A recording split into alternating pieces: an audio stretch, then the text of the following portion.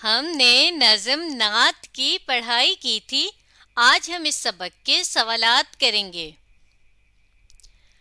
तो सबक का पहला सवाल है, नबी करीम ने किसकी तकलीफ़ें दूर करने का हुक्म दिया है। यानी हमें किसकी तकलीफ़ें दूर करने यानी ख़त्म करने का कहा है और हुक्म दिया है, यानी बहुत ज़्यादा लाजमी यानी ज़रूरी है ये बात जो उन्होंने कही है। हुक्म कहते हैं ऐसी बात को कि जो बहुत ज़रूरी हो, लाजमी हो, करना ही करना, उसे हम हुक्म कहते हैं। तो चलिए देखते हैं कि हमने सबक में क्या पढ़ा था। देखिए सबक के बिल्कुल आखिरी बंद में हमने यहाँ पर पढ़ा था कि फरमाया यानी कि कहा, दूर करो तकलीफ़ें तुम आफत के मारों की, माजूरों की, मजबूरों की, बीमारों की और बेचारों की। तो ये चार जो है हिस्से हम अपने जवाब में लिख लेंगे।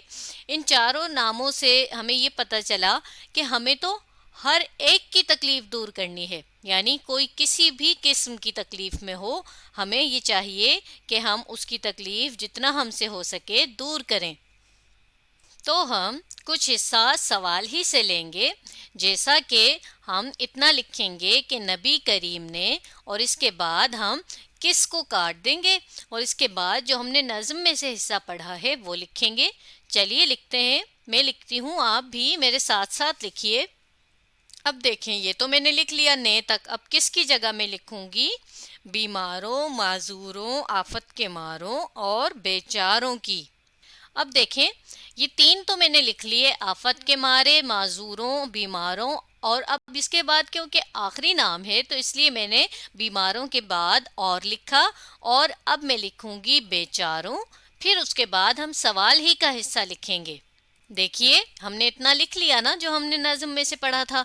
अब हम लिखेंगे कि तकलीफ़ें दूर करने का हुक्म दिया है। तो ये सारा ही हिस्सा हम सवाल से लिख रहे हैं। तो देखिए हमारा जवाब क्या बना। नबी करीम ने आफत के मारों, माजूरों, बीमारों और बेचारों की तकलीफ़ें दूर करने का हुक्म दिया है। और हमने आखिर में क्या किया कि सवालिया की निशानी हटा दी और उसकी जगह ख़त्मा की अलामत लगा दी, क्योंकि हमें तो ये पता है कि जवाब में हम ख़त्मा की निशानी लगाते हैं। चलिए सबक का अगला सवाल पढ़ते हैं। सबक का अगला सवाल बे है, नबी करीम ने दुनिया में रहने का हमें क्या सबक सिखाया है। यानी उन्होंने हमें क्या बताया है कि हमें दुनिया में कैसे रहना है। तो चलिए देखते हैं कि हमने सबक में क्या पढ़ा है। देखिए नज़म के इस हिस्से में हमने पहले तो ये पढ़ा था कि किस तौर से हम दुनिया में रहें, यानी किस तरह से, किस तरीके से खुद रह के बताने आए हैं। पहली बात तो ये है कि उन्होंने हमें खुद रह कर बताया कि हमें इस दुनिया में कैसे रहना है। और फिर क्या बताया कि कैसे रहेंगे हम, मिलजुल के और घुल मिल के रहेंगे। तो चलिए हम इस दोनों बातों को मिलाकर अपना कुछ जवाब बना लेते हैं। और वो जवाब हम ऐसे बनाएंगे कि देखिए हम लिखेंगे कि नबी करीम ने दुनिया में, यहाँ तक लिखने के बाद, अब ये देखें इतना तो मैंने सवाल से लिख लिया, इसके बाद मैं लिखूंगी दुनिया में रहकर। चलिए ये मैंने लिख लिया कि खुद रहकर।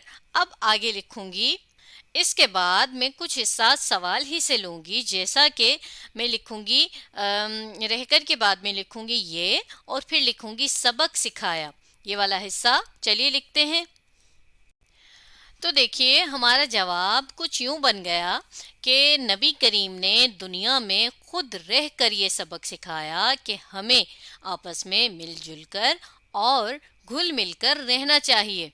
यानी ये बात सिर्फ उन्होंने हमें ज़बानी नहीं बताई, बल्कि खुद करके भी दिखाया। खुद वो कैसे रहते थे उन्होंने वो हमें बताया। वो लोगों के साथ घुल मिलकर प्यार मोहब्बत से और इत्तेफाक से रहते थे। चलिए अब हम सबक का तीसरा सवाल पढ़ते हैं। सबक का तीसरा सवाल जीम है, तीसरे बंद के मुताबिक बताइए कि नबी करीम ने हमें क्या क्या दिया।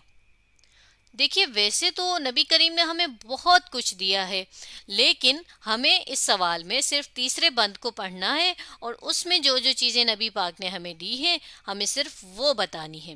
تو یہ ہم آ گئے تیسرے بند پر، اب دیکھ لیتے ہیں کہ اس میں ہم نے کیا کیا پڑھا ہے۔ دیکھیے ہم نے اس کے پہلے ہی مصرے میں پڑھا، مسلم سا پیارا نام دیا، دین ہمیں اسلام دیا، دوسری بات، اور تیسری بات ایمان کی دولت بخشی اور اللہ کا پیغام دیا۔ تو یہ چار باتیں ہمیں اس بند میں پتہ چل رہی ہیں کہ جو ہمیں ہمارے پیارے نبی کریم نے دی ہیں۔ تو ہم یہ باتیں اپنے جواب میں لکھ لیں گے۔ ہم کچھ حصہ سوال ہی سے لکھیں گے۔